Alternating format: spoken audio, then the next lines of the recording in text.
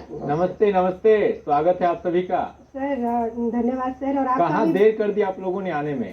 Sir थोड़ी देर हो गई, उसके लिए क्षमा करते हैं सर। और आपका भी हमारे गांव घर में स्वागत है सर। जी, शुक्रिया। धर्मेश जी बैठ जाइए। ठीक है, बैठा। सर हमें पता चला कि धर्मेश जी भी आप ही के यहाँ आ रहे हैं। जी जी। लेकिन हम तो आपसे पहले ही बात हो चुकी है कि गांव घर की लड़कियां जो है, हमारी महिलाएं हैं, युवाएं हैं, बहुत सारे ऐसे लोग हैं जो काष्ठ कला में काफी निपुण है जी। और बहुत अच्छा कर रहे हैं। जी। लेकिन इनका मानना है कि भाई इनके बिरादरी में वो घुस रहे हैं, क्योंकि सारे लोग इनके बिरादरी के तो है नहीं।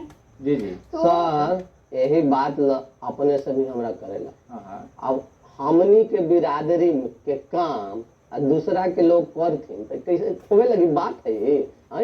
हमनी के परंपरा वाला बात है सर। आपका कहना ठीक है धर्मेश जी। समझिए इस बात को कि पहले के समय में वैसा हुआ करता था कि जाति विशेष पे आधारित काम हुआ करता था कि जिस जाति के लोग हैं उनका काम बांटा हुआ था कि इस जाति के लोग हैं तो यही काम करेंगे। मगर आज के समय में, इस आधुनिक युग में, हर व्यक्ति चाहे वो किसी भी जाति से हो, अलग अलग विधाओं का प्रशिक्षण लेकर, स्किल सीखकर कोई भी रोजगार कर सकते हैं। किसी भी काम को कोई भी व्यक्ति कर सकते हैं। क्या बात है सर, कितनी अच्छी बात कही है। हमको लगता है आपको समझ में आ गया। दम समझ में आ गए है सर आप तो नहीं ना लड़ेंगे। ना लड़े के बात ना है सर। ऐसा है कि हमारी, जैसा मैंने आपको बताया कि हमारे गांव घर की कुछ महिलाएं हैं, लड़कियां हैं, युवाएं हैं जो इस क्षेत्र में बहुत अच्छा कर रहे हैं जी। लेकिन उनको बहुत ज़्यादा जानकारी नहीं है कि कैसे काष्ठ कला में वो आगे बढ़े, कहाँ से प्रशिक्षण ले, कैसे इसका लाभ ले, कितना रोजगार का अवसर है, इन सब के बारे में उन्हें पता ही नहीं है। तो हम चाहते हैं कि हमारे उन लोगों को, उन जो महिलाएं हैं, हमारी लड़कियां हैं, हमारे युवा हैं, उनको इस विषय पर थोड़ा अच्छे से जानकारी दें। जैसे आपने कहा कि आपके जो गांव घर की जो महिलाएं हैं, लड़कियां या फिर लड़के हैं जी, तो पहले से वो कुछ ना कुछ बना रहे हैं, कुछ ना कुछ काम कर रहे हैं इस क्षेत्र में। तो मैं बता दूं कि स्थानीय स्तर पे भी बहुत सारे ऐसे छोटे छोटे समूह हैं जहां वो प्रशिक्षण ले सकते हैं। अगर उससे बेहतर प्रशिक्षण चाहिए उनको जी, तो आपके पटना में उपेंद्र महारथी शिल्प अनुसंधान संस्थान परिसर है, जहां 18 वर्ष से ऊपर के कोई भी व्यक्ति निःशुल्क प्रशिक्षण ले सकते हैं। कोई पैसा नहीं, किसी भी प्रकार का कोई भी शुल्क वहां नहीं देना है। अच्छा। आप नामांकन लीजिए और प्रशिक्षण लीजिए। सर तो आप नामांकन की बात किए हैं, तो ये नामांकन लेने के लिए क्या करना होगा? नामांकन के लिए अखबार में जब भी प्रशिक्षण अवधि होती है उससे कुछ महीने पहले अखबार में जानकारी दी जाती है, अखबार के माध्यम से जनसाधारण को।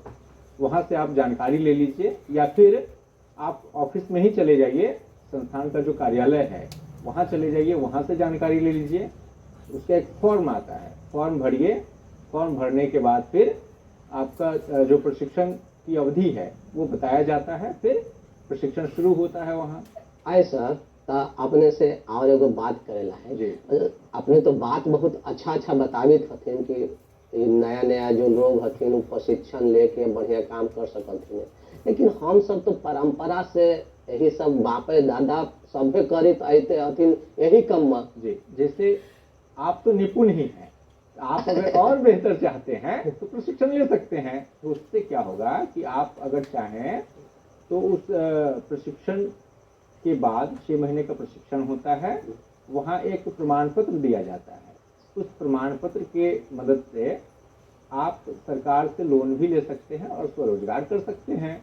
मतलब कह सकते हैं कि ये जो प्रमाण पत्र होता है वो काफी लाभकारी होता है। बिल्कुल बिल्कुल। सर इस आधार पे कितना रोजगार का अवसर है, इसके बारे में बताइए।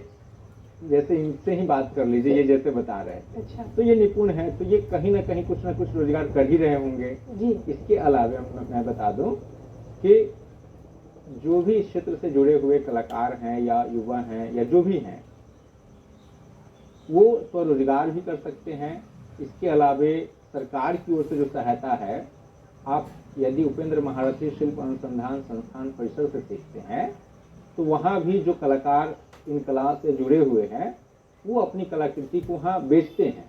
अच्छा। और वहाँ उसके बदले उनको पैसा दिया जाता है और संस्थान जो है उस कलाकृति को बाहर बेचती है। तो एक पहचान भी आपकी बन रही है और वैसा भी आपको हो रहा है, तो जी। वो भी एक रोजगार का माध्यम है। इसके अलावे बहुत सारे एग्जीबिशंस लगाए जाते हैं राज्य में, वहाँ आप सरकार से मिलकर जो कार्यालय है सरकार के लोगों से मिलकर आप अपना एग्जीबिशन लगा सकते हैं, उसके लिए सरकार की ओर से आपको सहायता दी जाती है।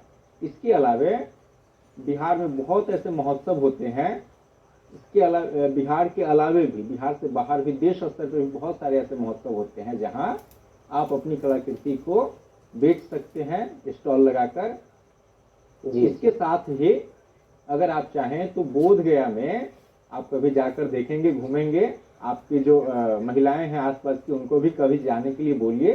जी वहां भी बहुत सारे ऐसे स्टॉल्स हैं, बहुत सारी ऐसी दुकानें हैं, बिल्कुल बिल्कुल। सैकड़ों दुकानें हैं जहां पे लोग इन कलाकृतियों को बेचते हैं। जी हमने देखा जी, भी।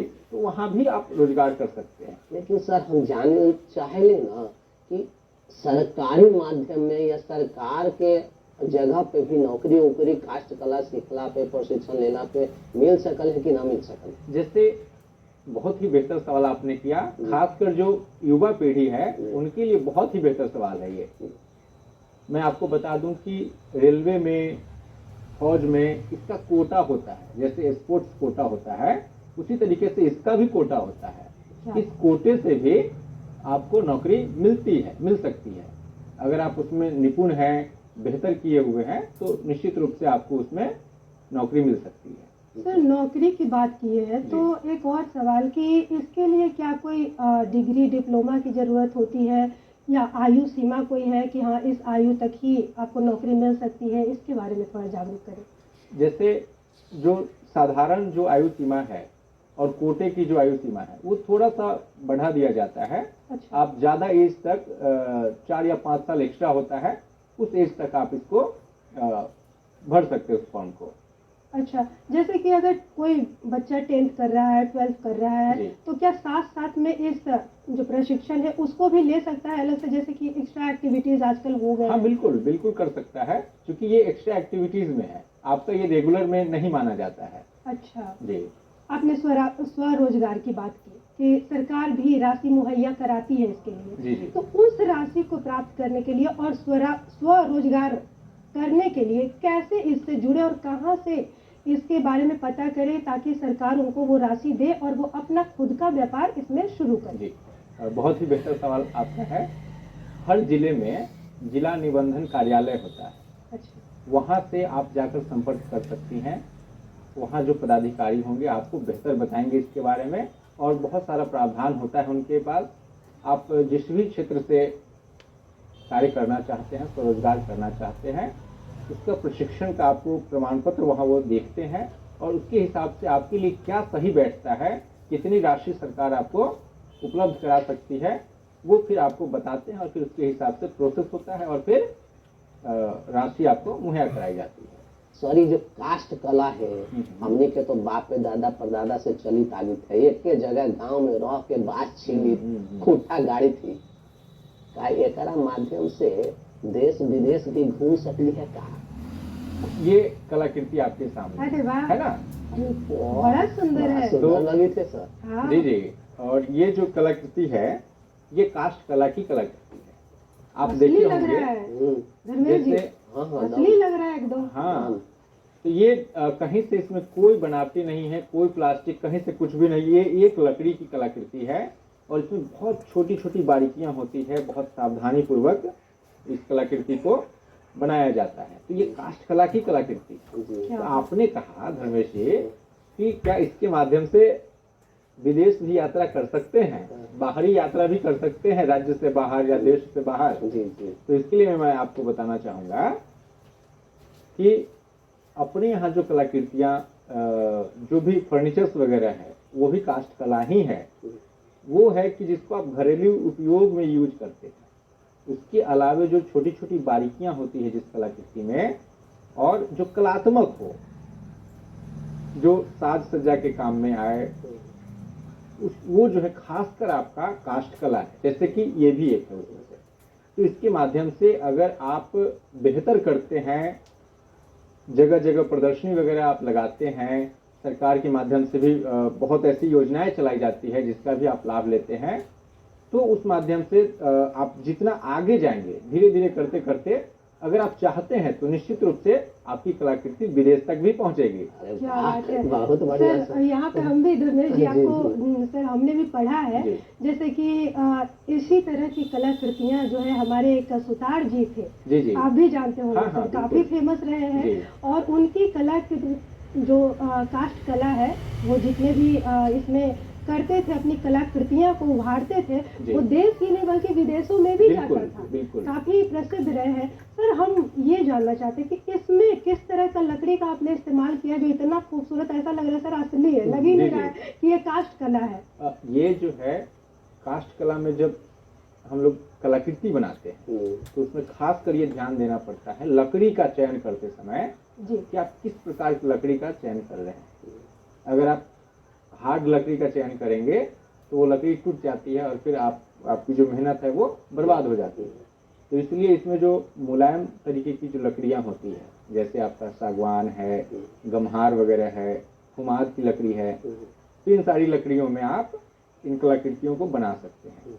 खासकर गम्हार की जो लकड़ी है वो सबसे उत्तम मानी जाती है इन कलाकृतियों के लिए। सर इतना बात ऐसा है ना सर जी आपने कहा कि देश विदेश वाला भी घूम सकली है जी जी तो अब मनवा में ना सर थोड़ा और आगे बढ़े के मन करी थे और जागरूक हो जी, और जी। बात करे के मन करी थे। अपने से सुनली है, गांव घर में देखली है कि दूसरा दूसरा कला जितना है ना सर जी, जी। ओकरा में राज्य स्तर देश स्तर पे सरकार से सम्मान मिला, तब काष्ठ कला में भी सम्मान मिलने थे का? बहुत बेहतर सवाल आपने किया। जैसा मैंने पहले भी आपको बताया, उपेंद्र महारथी शिल्प अनुसंधान संस्थान परिषद में हर साल राज्य स्तरीय प्रतियोगिता होती है और उस प्रतियोगिता में जितनी भी कलाएं हैं उन सबके कलाकार इसमें हिस्सा लेते हैं, चाहे वो कहीं के हों, कहीं से प्रशिक्षण लिए हों या प्रशिक्षण नहीं भी लिए हों, वो उनका पारंपरिक भी हो, वो हिस्सा लेते हैं और उसमें अपनी प्रतिभा को दिखाते हैं और इस प्रतिभा के लिए उन्हें सम्मानित भी बिल्कुल, किया बिल्कुल। जाता है। सर बहुत अच्छी अच्छी जानकारियां दी हैं आपने हम